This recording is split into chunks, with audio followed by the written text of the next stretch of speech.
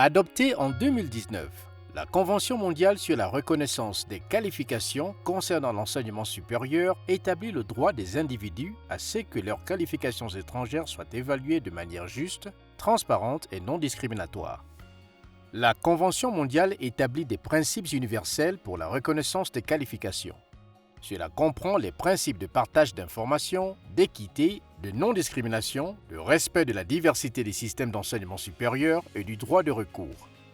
Pour faciliter la mise en œuvre de la Convention, l'UNESCO a lancé le guide pratique de la reconnaissance qui s'adresse aux évaluateurs de diplômes ainsi qu'aux personnes souhaitant faire reconnaître leurs diplômes étrangers. Le guide propose une approche pratique de la reconnaissance en 8 étapes. Étape 1. Fournir aux candidats des informations sur les processus de reconnaissance. Les autorités de reconnaissance et les établissements d'enseignement supérieur doivent fournir des informations bien formulées et facilement accessibles sur les critères de reconnaissance. Étape 2. Déterminer le but de la reconnaissance.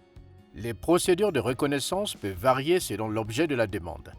Ces finalités peuvent être académiques ou professionnelles. Étape 3. Demander la documentation nécessaire, telle que des diplômes et certificats. Étape 4. Établir le statut officiel de l'établissement délivrant le diplôme.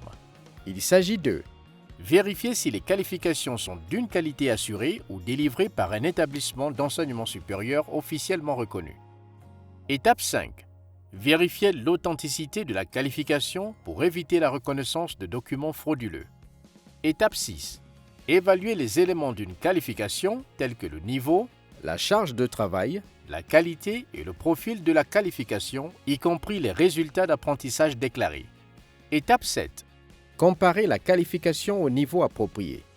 Le principe général est que les qualifications étrangères doivent être reconnues à moins que l'autorité de reconnaissance ne puisse démontrer qu'il existe des différences substantielles entre une qualification étrangère et la qualification nationale correspondante.